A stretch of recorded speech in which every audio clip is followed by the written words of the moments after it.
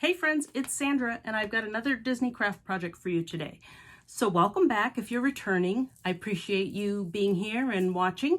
And if you're new to the channel, Creatively Sandra, thanks for stopping by. I hope you enjoy it and you will consider subscribing. We're doing a craft project today and it's earrings. We're making resin earrings, and this is from a resin mold Mickey earrings, and you can see with the light coming through the sparkle and glitter of this, and these are a lot of fun. I have some other samples that I'll show you, like this one. You can do a lot with these. You can make earrings to match every outfit and Disney ears and all kinds of things. So stick with me. Let's go get started. Let's start off with the supplies that we'll need to make the resin portion of our earrings. So I have a mold here that was purchased from Amazon, and this is going to make the earrings with the Mickey in the middle. So these are a dangle type earring, and I've added a lot of shimmer and sparkle and a little bit of sequins in there, some stars. You can do a lot with this, but the base earring is made in this silicone mold with our resin. Speaking of resin, that is the next item we'd need. So I have this clear coating and casting resin. It has two parts that you'll mix together. It's a 1-to-1 ratio, and this does need to cure about 24 hours. So it says 24 to 48 hours here, and any resin that you buy, you'll have these instructions. The mix ratio is 1-to-1. Working time is 30 to 40 minutes. That means once you mix it, you have that amount of time to fill your molds, add colors, things like that, and then the 24 to 48 hours to cure. I'm usually good with 24 hours, so that's what we're gonna work for. I also need mixing cups. So I have larger ones and smaller ones for smaller measurements and mixing. You'll see I've got the milliliters on the side there. I don't think this is going to take more than 10 or 15, if that, so we'll work with this smaller cup today for our measurements. We're also going to need a stir stick. So this is a silicone stir stick so that it can be cleaned off. You can see I have some resin on there, and it cleans up pretty easily. It peels off, and we can just reuse it over and over again. You can use something like a popsicle stick as well, if you want something disposable.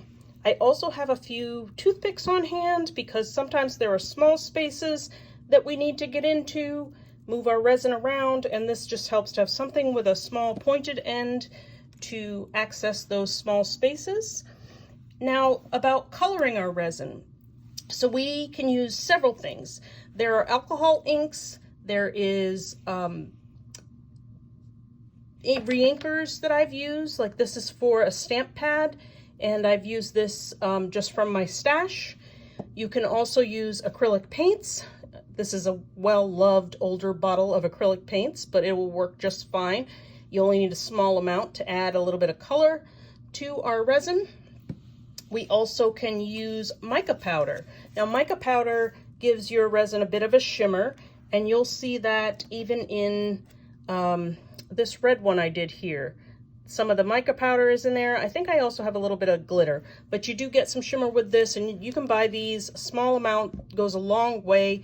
These are small packs that I can get a variety of colors and have a good amount on hand. I also have some glitters. Now, any kind of glitter, fine glitter will work. This is, again, I do a lot of different crafts, so I have this available with different glitters, so we'll probably take from the purple there. You can use other things too, like I mentioned, sequins. I was able to pick up some Mickey head sequins on Amazon as well, and that could be used. For this small one, we'll probably stay away from the sequins like this for now. We'll keep this simple for today and just add some shimmer and glitter to our project. Now, when you're mixing your resin, two other important things. So I am on a silicone mat here. That's very important because the resin is messy. So you want to make sure your surface area is protected. You also want to make sure your hands are protected. So I'm going to be putting on gloves as well as we work. And one other thing, when we get to filling our mold with the resin, you can't really move it for 24 hours. So I like to take some kind of board. This is just a cutting board from Dollar Tree that I purchased, and I covered it with saran wrap or cling wrap, just so for easy cleanup. But I'm going to set my project on here so that I can move it out of my workspace, and then I still have my workspace to work on something else. All right, so we've got our colors, we've got our paint. Let's go ahead and mix up our resin. Now, one thing you can do when you are mixing resin, I think the key to your project turning out well is having your resin prepped properly, which means getting the right amounts of part A and B. So you want equal parts, as I mentioned, a 1-to-1 ratio. You can do that with a small scale, just as long as it has like milliliters or, you know, a small measurement that you can put your cup on, add your resin, and then you'll know the amount you've added. You can add the same amount of part B. It's also a good idea to actually mix these, measure them out separately before you join them. That helps you get less of the air bubbles that'll come into play. And there is one other tool we may use to get out some air bubbles, and that'll be just a lighter. The heat from the lighter helps to remove the air bubbles. So let's get started. I'm going to put on my glove, at least on one hand.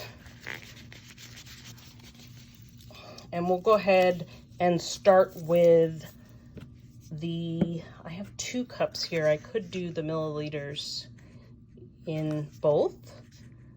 Okay, so this has 10 and that has 10. I kind of want 7.5 of each just to be sure.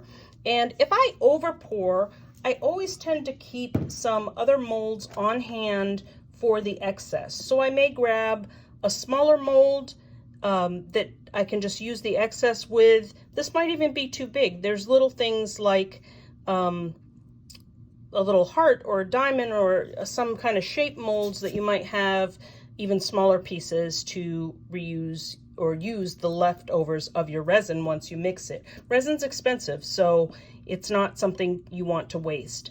I'm also noticing before I start that there's a few glitter and residue in my mold, and I learned a trick for removing that pretty easily is using a piece of Scotch tape. So if you need to get some of your leftover resin off, the Scotch tape helps clean that up pretty easily.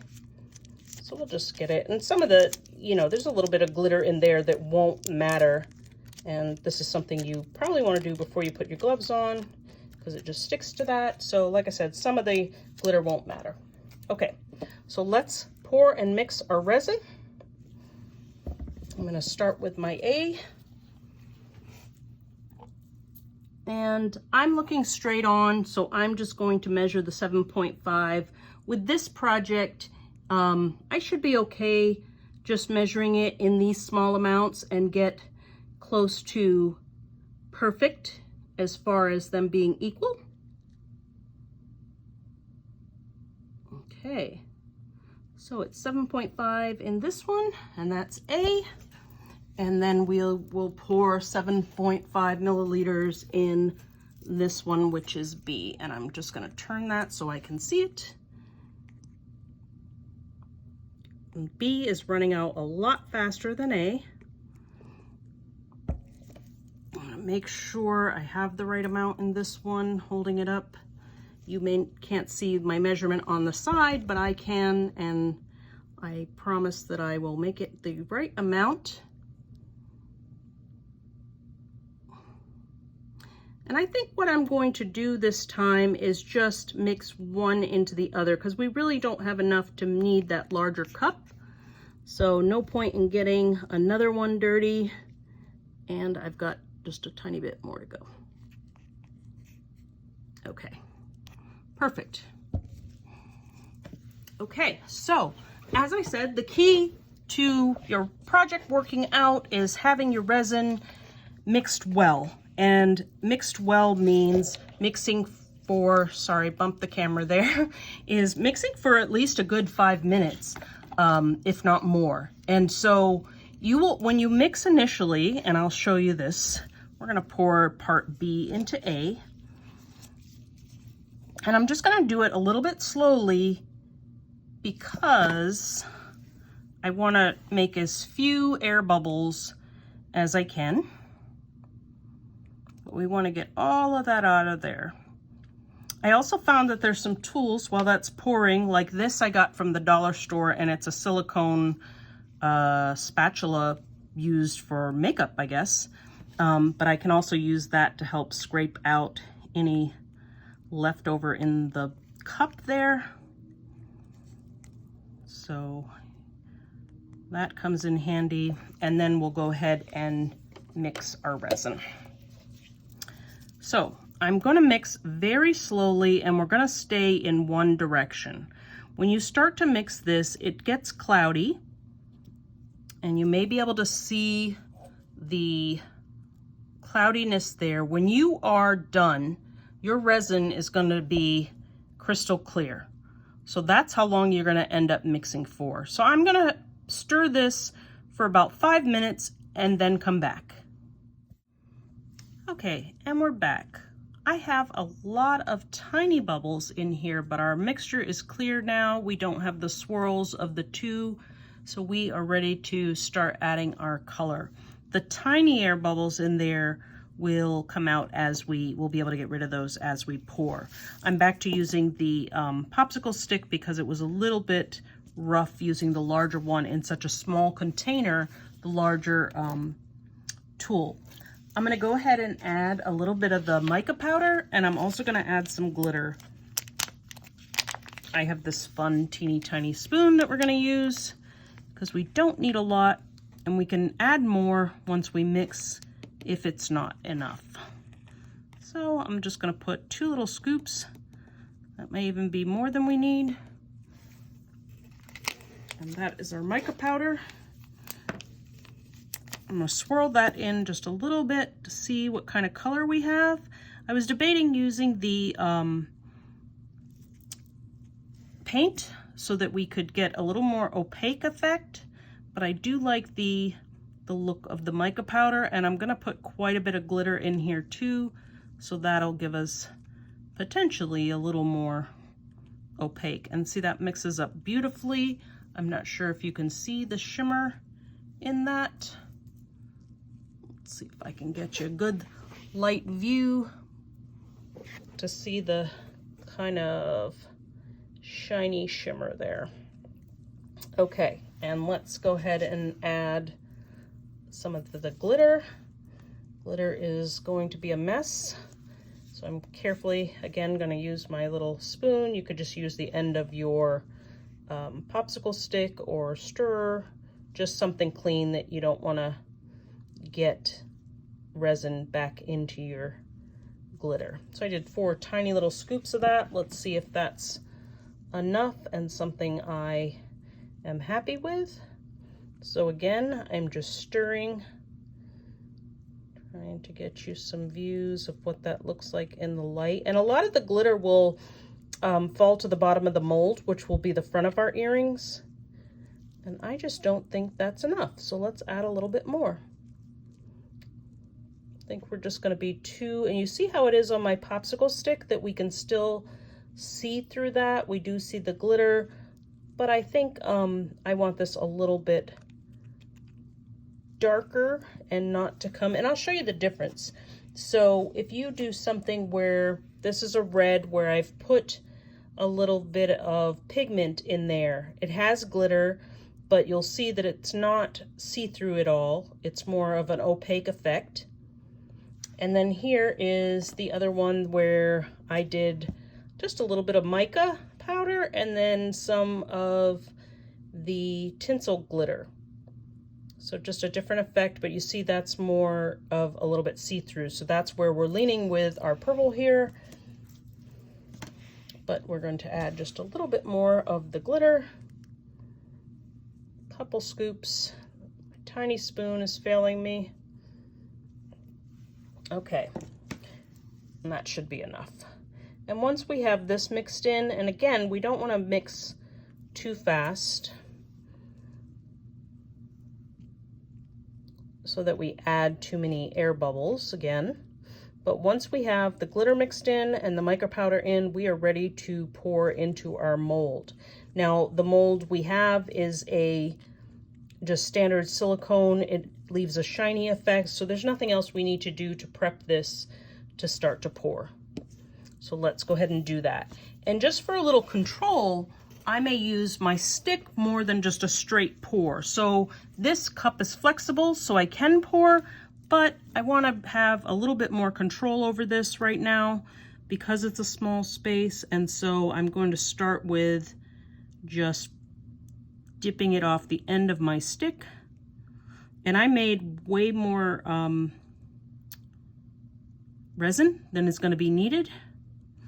And we can always wipe the stuff that's bubbling over the top, but you do want to get it all the way filled up, because if you don't, there's a little bit of rim there. It will dip in the center of each line of resin, and then you'll have kind of a little bit of edge that you would have to sand off. So we want to make sure it's nice and full.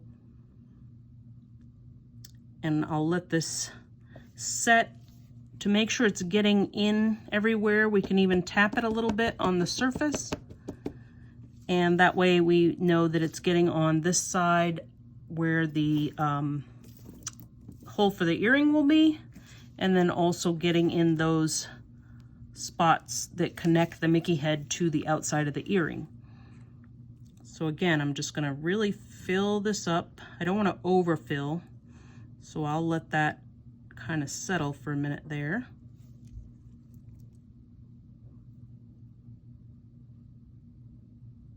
Pour the other here.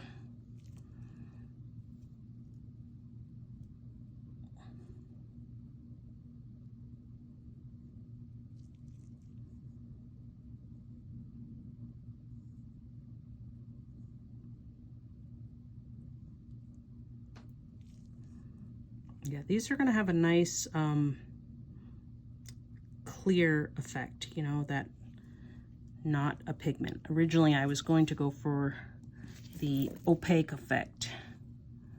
Again, I'm stretching this out a little bit just to make sure it's getting in all the right places. And then I can take a tiny cloth if I need. You can wet it and just kind of get the excess off the sides, if any. And I filled this one well, there is a little bit of that.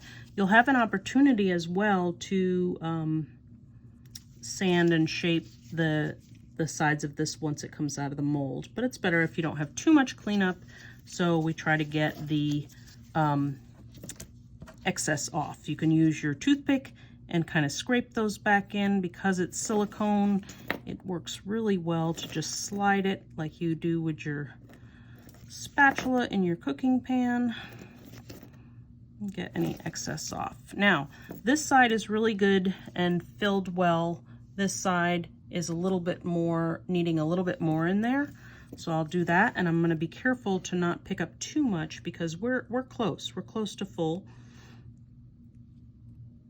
And it will fill in the areas, it will move around and adjust itself as long as you are working on a flat surface.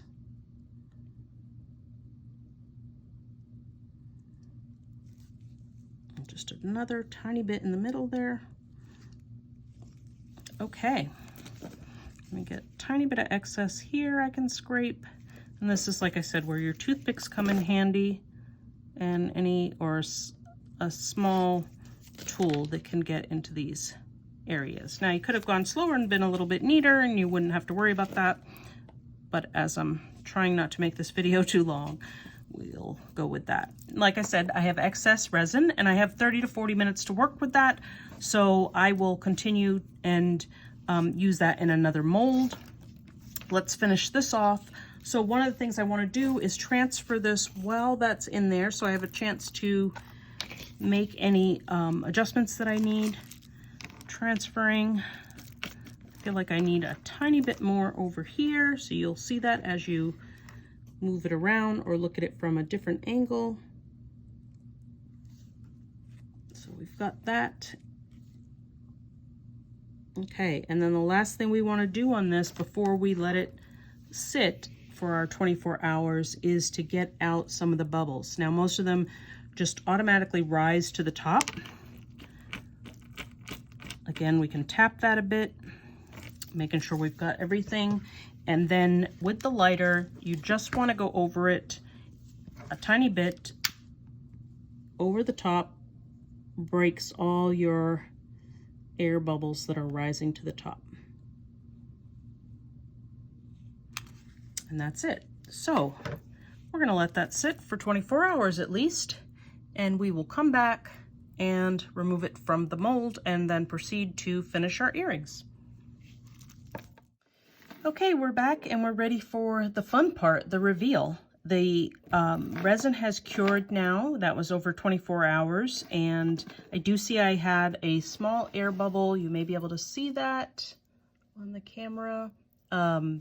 If I had checked on it a little sooner, I could have popped that, but it's okay. It's the back of the earring, so we're gonna just go with it. So these should come out fairly easy. You just wanna kind of pull the edges apart just to release it, and then you will pull up, kind of push down pieces of it as you're pulling, and should be able to pop that out.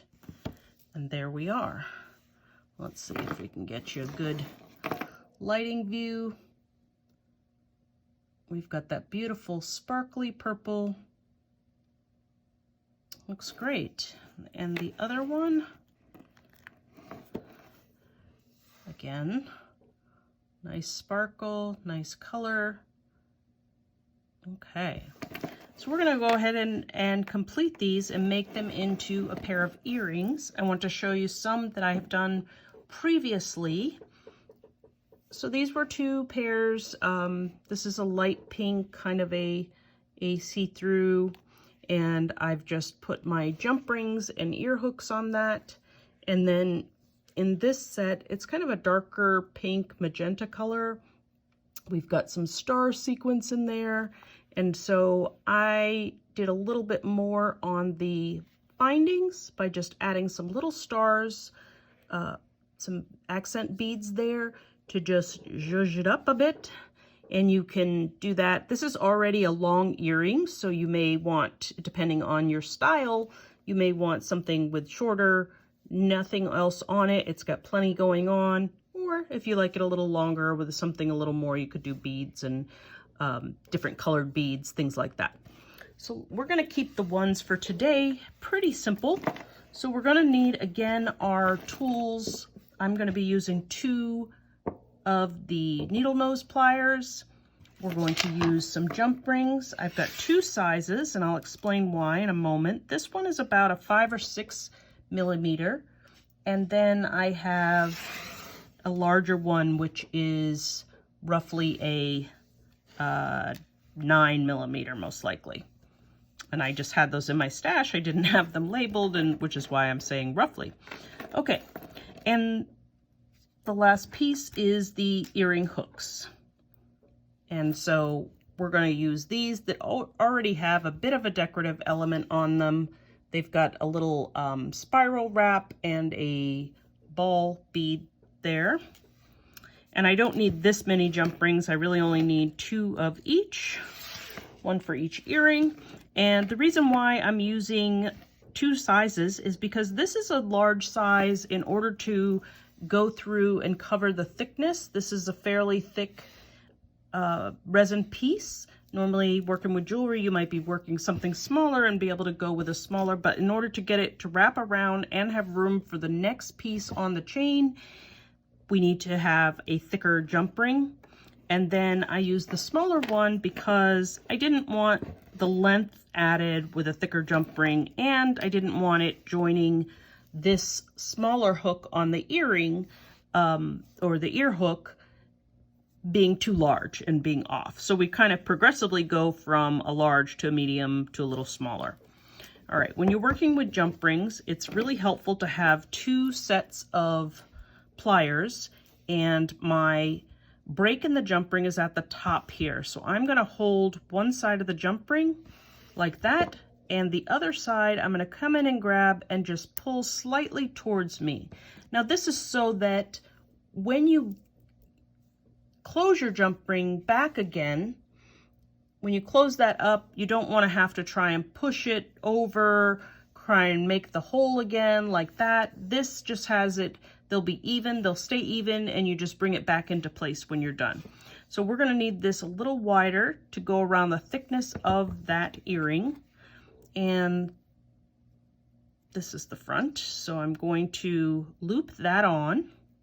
And at the same time, I could loop my smaller jump ring on so that I don't have to pull that one apart. And once I have those two pieces on, I'm just going to close that loop. So I'm going to grab it a little higher so that I have room for my earring to dangle there. Let's see if you can see that. So I've got, on the large jump ring, I've got the earring and the smaller jump ring. And then again, we will take the other side of the jump ring, and now we're going to just bring that down and meet till they meet, and you can kind of brush them. Not sure if this is showing well, but make the two jump ring ends meet again.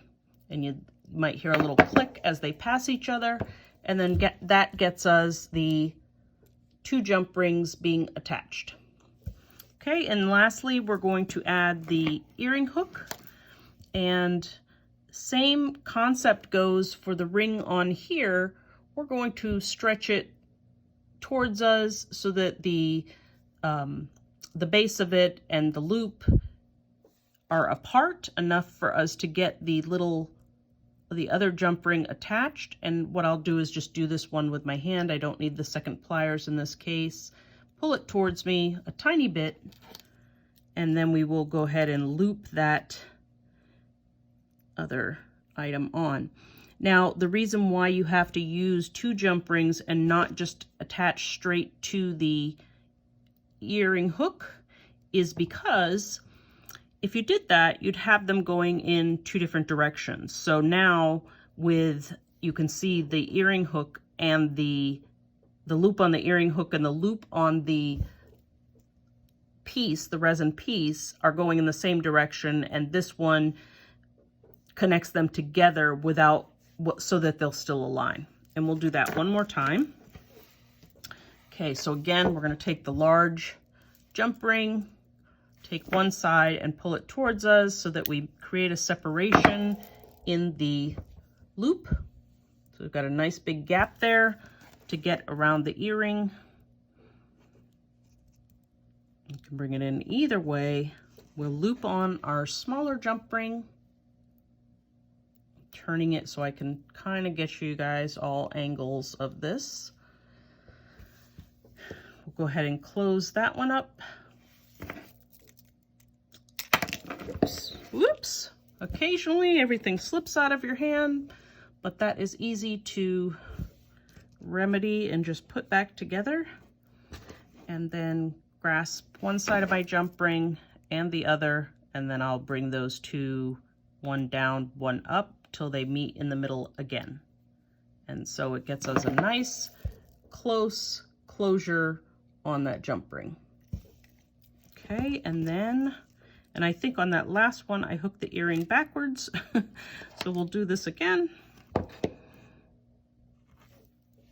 So again, pulling that a little bit towards me.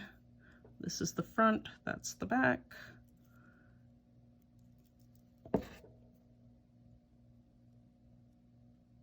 And there we have our completed earring.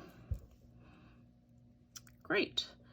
And that's it. Now the funnest part about having a mold and being able to make your own earrings this way is that you can make any color you want. You can make every color under the sun and have earrings that match each of your ears or t-shirts or whatever your outfit is.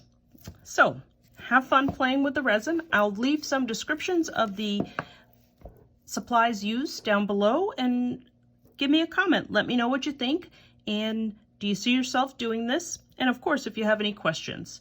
If you'd like to see more content like this, go ahead and like and subscribe. for future crafting videos. Thank you.